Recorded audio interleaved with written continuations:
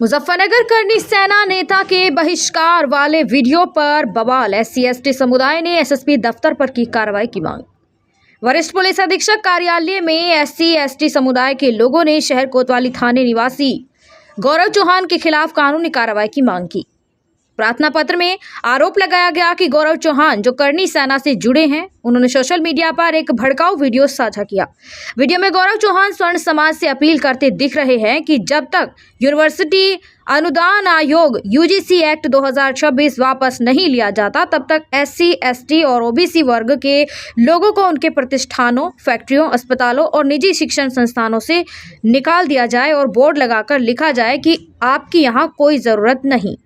शिकायत में बताया गया कि यह वीडियो अब तक 1500 से अधिक टिप्पणियां और शेयर प्राप्त कर चुकी है, जिसमें लोग गौरव चौहान के समर्थन में लिख रहे हैं। इससे सामाजिक तनाव बढ़ रहा है और SC/ST व OBC समुदाय में रोष उत्पन्न हो रहा है। शिकायतकर्ताओं का कहना है कि यह अपील संविधान के समानता और मौलिक अधिकारों के खिलाफ है और इस तरह के भड़काऊ संदेश से जातीय हिंसा का खतरा बढ़ सकता है।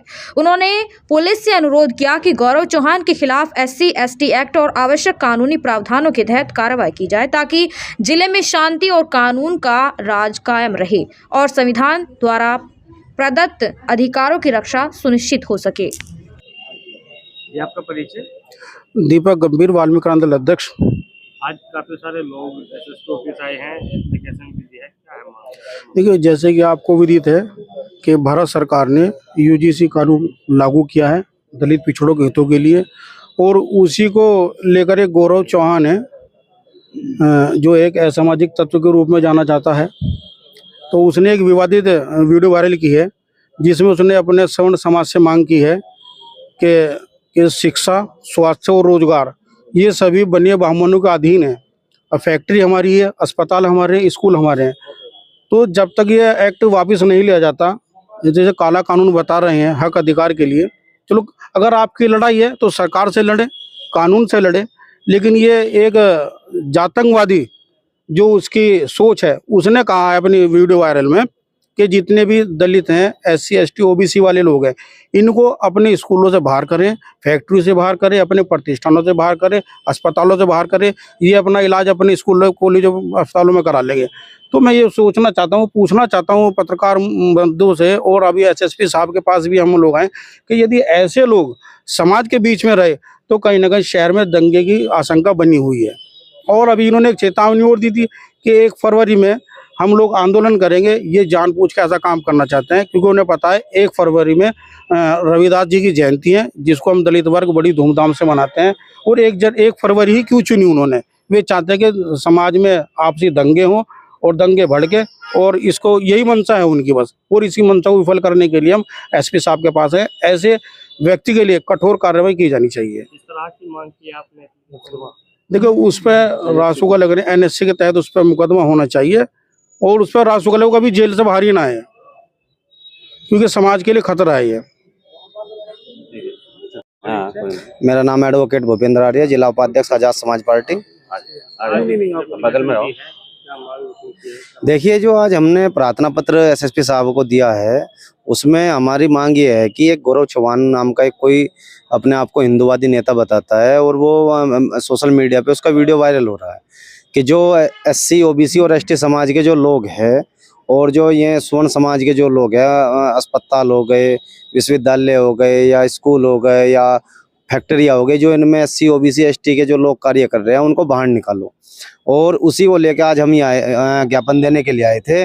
और इसके द्वारा खुली चेतावनी ये दी जा रही है कि इसका कहना यह है कि इन लोगों का जो प्रति भारत सरकार के द्वारा जो UGC का कानून पारित किया गया है, वो कानून हमारे हक और अधिकार के खिलाफ है। हम ये कहना चाहते हैं, जिसकी भी बात है, जो भी मांग है, वो अपनी बात को कानून के हिसाब से रख के सरकार के सामने मांग उठाए। समाज में क्यों द्वेष भावना फैलाने का काम कर रहे हैं। और ये भी कह रहे हैं कि 1 तारीख में जो संत शिरोमणि गुरु रविदास महाराज की जो जयंती है, और उसमें हम भारत बंद कर रहे हैं, उसमें दंगा होने की आशंका है। हम लोगों के द्वारा, दलित समाज के लोगों के द्वारा पूरे जनपद के अंदर परमिशन ले रखी है संत शिरोमणि गुरु रविदास महाराज जयंती की। यदि कोई भी दंगा फसाद अगर होता है तो इसका सीधा सीधा जो जिम्मेदार होगा वो पुलिस प्रशासन होगा। तो आज हमने ये बात भी रखी और एसएसपी साहब ने हमारे पत्र को एसपी सिटी साहब सत्यनारायण प्रजापति जी को प्रेषित कर दिया है। अब वो इसकी जांच करेंगे। आप यूजीसी को किस तरह से देखते हैं, किस तरह का कानून है ये? देखिए, मैं ये मानता हूँ कि इस कानून को पहली बात तो लोगों ने पढ़ा नहीं, इस कानून को पढ़ना चाहिए। यूजीसी के अंडर में न तो एम्स आते, ना यूजीसी के अंडर में आईआईटी आती, तो यूजीसी के अंडर में जो भारत सरकार के जो ग्रांट से जो विश्वविद्यालय चलते हैं वही तो आ रहे हैं इसमें। दूसरी बात, इसमें 10 सदस्य टीम है, जो 10 सदस्य जो कमेटी है वो कमेटी बनेगी। उस कमेटी में एक एससी का, एक ओबीसी का, एक एसटी का रहेगा। लेकिन जो इसका चेयरमैन होगा वो चेयरमैन इसका जो उस यूनिवर्सिटी का जो कुलपति है वो रहेगा।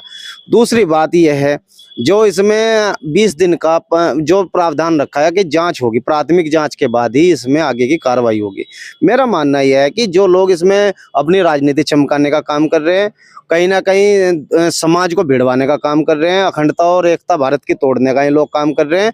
मैं ये मानता हूं कि व्हाट्सएप यूनिवर्सिटी और फेसबुक यूनिवर्सिटी को छोड़ के ये इस कानून को पढ़े, और जब ये इस कानून को पढ़ेंगे तो इनको पता चलेगा इस कानून में किन लोगों के लिए हक और अधिकार दिए गए हैं।